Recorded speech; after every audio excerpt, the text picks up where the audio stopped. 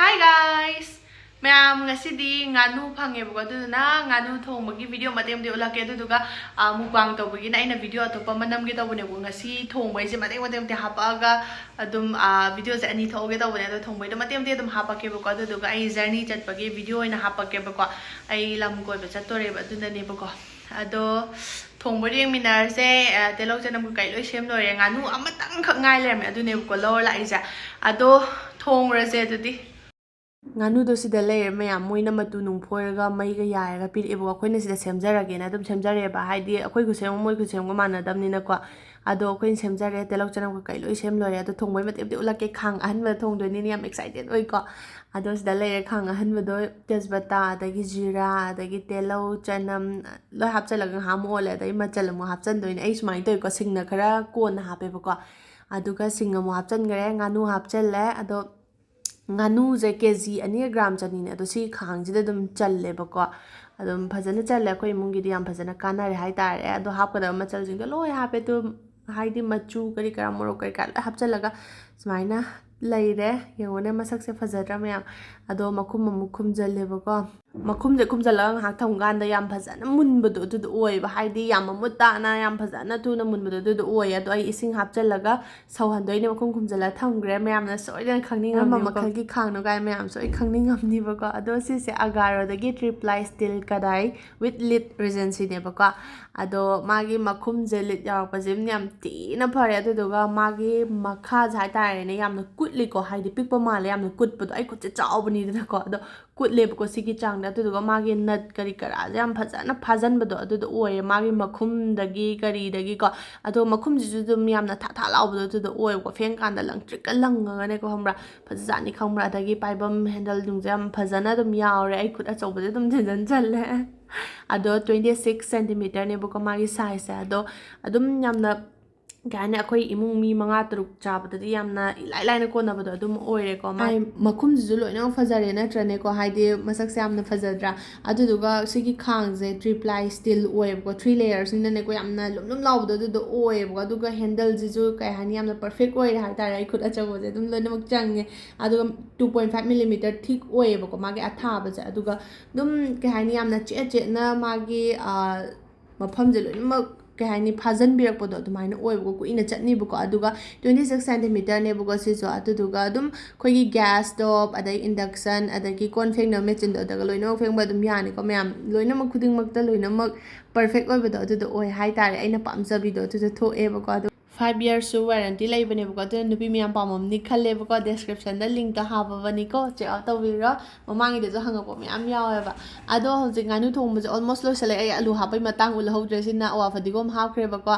adai di otle adai si matang ji dum lo selani myam hi yaw da bitus da leire magi final looks is ado mahaw yeng au hairage mayam mahaw yeng ase dudi ai mukbang tawdoi ne bu ko du na mahaw tang yeng age ba ko marin sai marin si tirage marin no ni mahaw yeng ke marin cha da ko nó ăn một bằng tàu cái tấm sao kìa được thì vậy hả marin ja mà tôi không có ta cắt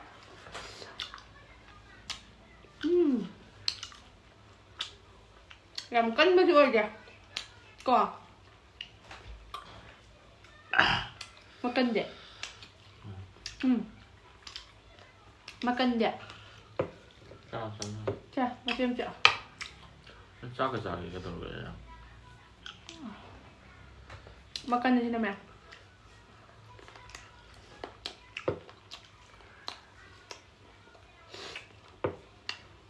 sih kamu ya mukbang di sana ya mah ngai khwan ko myam pheng bai matim ulake bu ko nunga laga ne ko sina nung thang da thongi ba da ado pheng kan da ju zar ko e ko haide sigi scrubber jina dum zar ngak ta kan da dum loina mak churam myam ko po do hai ta yam pa na su san de ko tu ka nam nap la le bu khot pa kaim dau te yam ti na nunga ba do oi mai makhum nung pheng ba khot pa da lang trick ka lang ming gel dei hena lang e kamar na chin thai ni myam ai hu ju pheng loi ulak pa de tu makhum de tu ming sel de hen lang dre myam ado myam pam ba yarong gani ai description da link to yawar bani ko cheo soi dan tawbiro nupi mayam ꯑꯗꯣ ꯃꯌꯥꯝ ꯚꯤꯗꯤꯑꯣꯁꯦ ꯃꯈꯥ ꯆꯠꯊꯔꯛꯄ ꯑꯣꯏꯅ ꯑꯩꯅ ꯍꯧꯖꯤꯛ ꯂꯩꯔꯤꯁꯦ ꯀꯥꯏꯗ ꯃꯥꯜꯂꯤ ꯁꯦꯁ ꯑꯩꯒꯤ ꯄꯨꯟꯁꯤ ꯑꯍꯥꯟꯕꯁꯤ ꯃꯅꯨꯡꯗ ꯐꯝꯃꯤꯁꯦ ꯈꯪꯕ꯭ꯔꯥ ꯇ꯭ꯔꯦꯟ ꯃꯅꯨꯡꯗꯅꯦ ꯍꯦꯚꯟꯁꯦ ꯇꯨꯝꯃꯝꯕꯗꯣ ꯍꯧꯒꯠꯂꯛꯑꯦꯕꯀꯣ ꯑꯗꯣ ꯃꯥꯁꯨ ꯇ꯭ꯔꯦꯟ ꯃꯅꯨꯡꯗ ꯈ꯭ꯋꯥꯏ ꯃꯊꯛꯇ ꯇꯥꯏꯌꯦꯕꯀꯣ ꯑꯗꯨꯗꯨꯅ ꯑꯁ ꯑꯉꯥꯡꯁꯦ ꯇꯥꯒꯗ꯭ꯔꯅ ꯄꯥꯈꯠꯅ ꯁꯦꯟꯅꯕꯗ ꯈꯪꯕ꯭ꯔꯥ ꯑꯩ ꯄꯨꯟꯁꯤꯒꯤ ꯑꯍꯥꯟꯕ ꯇ꯭ꯔꯦꯟ ꯇꯣꯡꯉꯤꯅꯦ ꯑꯗꯣ ꯅꯨꯡꯉꯥꯏꯌꯦ ꯇ꯭ꯔꯦन ꯇꯣꯡꯕꯁꯦ ꯌꯥꯝ ꯅꯨꯡꯉꯥꯏ ꯂꯩꯔꯝꯃꯦ ꯐ꯭ꯂꯥꯏꯠ ꯅꯨꯡ ꯀꯔꯤ ꯀꯔꯥꯗꯒꯤ ꯇ꯭ꯔꯦꯟꯅ ꯌꯥꯝ ꯍꯦꯜ ꯂꯩꯔꯝꯃꯦ ꯅꯨꯡꯉꯥꯏꯕ ꯇꯨꯝꯕꯒꯁꯦ ꯌꯥꯝ ꯅꯨꯡꯉꯥꯏꯌꯦ ꯅꯥꯎꯁꯨꯝꯒꯤ ꯇꯥꯏꯞꯇ ꯊꯣꯛꯀ ꯅꯣꯝꯃꯒꯀꯣ ꯑꯗꯣ ꯁꯥꯏꯌꯣꯜꯁꯨ ꯃꯊꯛꯇ ꯉꯥꯏꯍꯥꯛ ꯀꯥꯔꯛꯑꯦ ꯃꯄꯥ ꯃꯣꯏ ꯑꯅꯤꯒꯤꯅ ꯃꯌꯥꯏꯗ ꯇꯥꯏꯌꯦꯕꯀꯣ ꯑꯗꯣ ꯑꯩꯈꯣꯏ ꯃꯊꯛ ꯂꯩꯕꯁꯤꯗ ꯀꯥꯅꯤꯡꯉꯦꯅ ꯀꯥꯔꯛꯏꯕ ꯆꯦꯟꯅꯥꯏꯗꯅꯦ ꯑꯩꯅ ꯆꯠꯂꯤꯁꯦ ꯃꯐꯝ ꯑꯃꯗ ꯆꯠꯇꯣꯏꯅꯦ ꯑꯗꯣ ꯆꯦꯟꯅꯥꯏꯗ ꯍꯥꯟꯅ ꯊꯨꯡꯉꯦꯕꯀꯣ ꯆꯦꯟꯅꯥꯏꯗꯒꯤ ꯐ꯭ꯂꯥꯏꯠꯇ ꯆꯠꯇꯣꯏꯅꯦꯕ ꯑꯗꯣ ꯍꯧꯖꯤꯛ ꯆꯦꯟꯅꯥꯏ ꯌꯧꯔꯦ ꯅꯣꯡꯒ ꯀꯟꯅ ꯆꯨ ꯂꯩꯔꯝꯃꯣꯏꯅ ꯈꯪꯕ ꯃꯌꯥꯝ ꯑꯗꯨꯒ ꯍꯣꯇꯦꯜ ꯌꯧꯔꯛꯑꯦꯕꯀꯣ ꯑꯗꯣ ꯍꯣꯇꯦꯜꯗꯣ ꯁꯨꯃꯥꯏꯅ ꯇꯧꯔꯝꯃꯦ ꯑꯩꯈꯣꯏ ꯑꯦꯌꯥꯔꯄꯣꯔꯠꯀ ꯈꯔ ꯅꯛꯄ ꯍꯣꯇꯦꯜ ꯑꯃꯗ ꯑꯣꯏꯅ ꯂꯩꯔꯦꯕꯀꯣ ꯑꯗꯨꯒ ꯃꯐꯝꯁꯦ ꯌꯥꯝ ꯅꯨꯡꯉꯥꯏꯌే ꯆꯤꯛꯑꯒ ꯑꯗꯨꯒ ꯕ꯭ꯔꯦꯛꯐꯥꯁ ꯇꯧꯔꯅꯤ ꯑꯩꯈꯣꯏꯁꯦ ꯑꯌꯨꯛꯀꯤꯅꯦ ꯄꯨꯡ ꯀꯌꯥꯗꯅꯣ ꯑꯌꯨꯛꯀꯤ ꯄꯨꯡ 5ꯗ ꯌꯧꯔꯛꯄꯅꯦꯕ ꯈꯪꯕ꯭ꯔꯥ ꯍꯥꯏꯗ꯭ꯔꯕꯥꯠꯇꯩꯅ ꯅꯨꯡꯗꯥꯡꯗꯒꯤ ꯂꯥꯛꯑꯒꯀꯣ ꯁꯤꯅ ꯃꯌꯥꯝ ꯚꯤꯗꯤꯑꯣ ꯃꯈꯥ ꯑꯗꯨꯝ ꯍꯥꯞꯄꯛꯀꯦꯀꯣ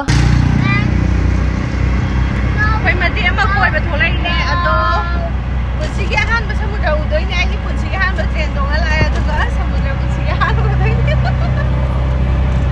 ꯄꯨꯟꯁꯤꯒꯤ ꯑꯍꯥꯟꯕ ꯑꯣꯏꯗꯣꯏꯅꯦ ꯑꯁꯤ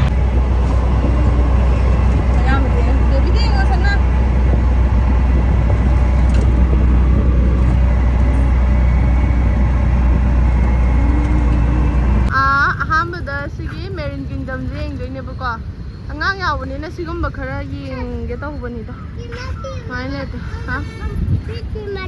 ꯍꯣꯏ ꯈ꯭ꯔꯤꯁꯃꯥꯁ ꯇ꯭ꯔꯤꯗ ꯐꯣꯇꯣ ꯀꯥꯞꯁꯦ ꯐꯣꯇꯣ ꯀꯥꯞꯁꯦ ꯑꯃꯅꯤ ꯀꯥꯞꯄꯤꯔꯦ ꯁꯤꯗ ꯁꯥꯏꯌꯣꯜꯅꯦ ꯈ꯭ꯔꯤꯁꯃꯥꯁ ꯇ꯭ꯔꯤ ꯎꯕꯗ ꯍꯔꯥꯎꯔꯦ ꯂꯩ ꯆꯪꯉꯁꯦ ꯀꯥꯏꯗ ꯇꯤꯀꯦꯠ ꯀꯛꯇꯣꯏꯅꯣ ꯆꯥꯐꯝꯁꯨ ꯂꯩꯌꯦ ꯆꯥꯅꯕꯁꯤꯗꯅꯦ ꯑꯩꯅ ꯄꯥꯝꯖꯩꯁꯦ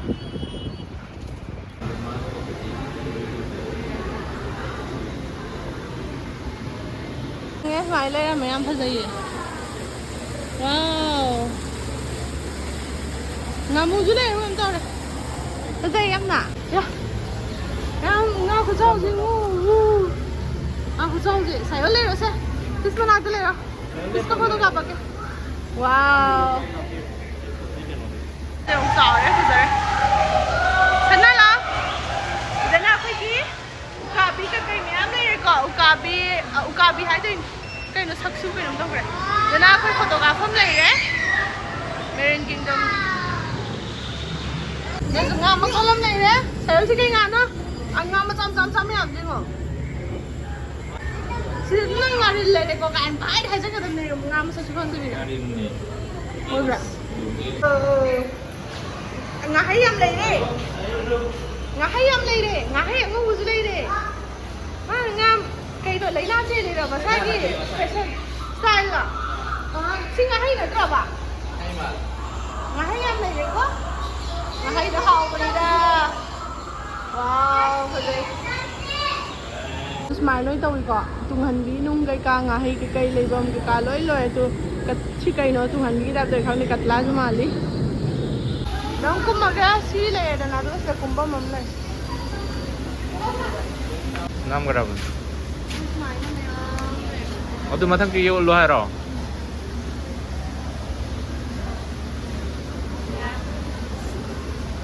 오케이 ai cũng mặc kem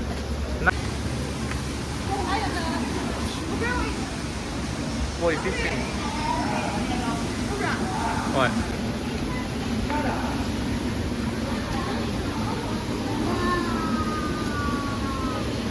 Solo. Hah? Come on, masala zira mo. Okay, go. Ini kalau nam kawan begini tu.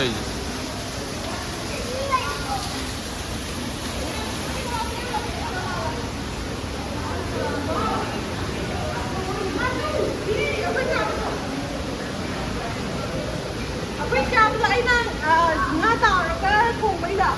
Singa, lumaya, white color da. Nag-deck ko na. King ya. Ini mo. Kayno ngawid kayno. Kaim lengoy. Saru sa mana ba?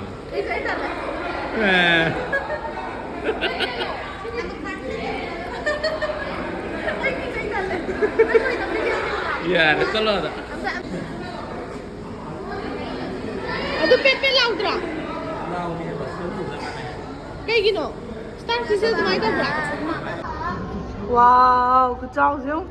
Bubble toy ta này là bubble toy.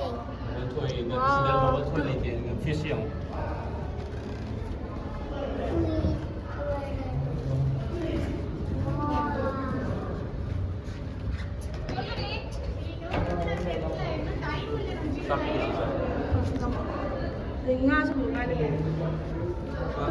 Ôi. Sạc thì nó vào được không? Phải chắc rồi. Phải đấy. Khơi từ bây giờ trời cái gì à đấy con? Chalo.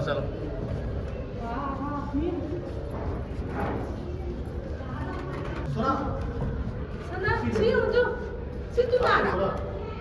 Nara. Ay, di. Ang dong nga na habang mapupan mo sila. Mataksin doon ako. Ano ko ni? Nga naganap eh.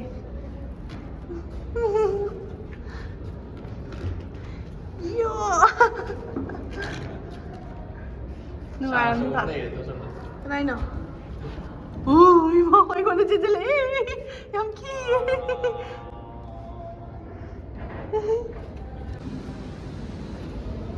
Sao cứ trâu vậy?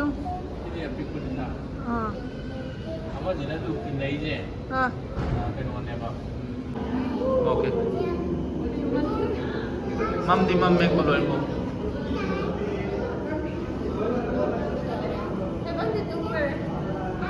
Mantuk gure. How's it called?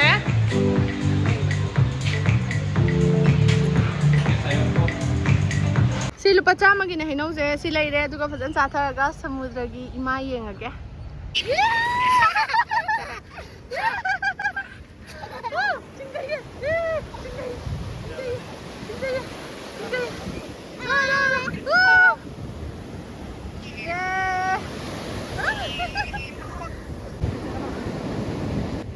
Mayam punsigi ahanba samudra zu ure aduga train zu tonge memory oina ba na aina ahanba oibisida adum video je matek adum lahawbane bugo adu sumaina mapan thola kana video number je haite aigidi yumda khara phammaga chain jang khara thongaga nambada adugambadi adum khara haibugo aduga sumaina mapan daga thoga nambaidi ai kaya haite bugo aduga tanju talle mi mangni am ikaibado Mayam travel vlog khara laani ado video se ngasi de sai de loisal lagi heaven yam kape bu ko aduna dum loisal thank you for watching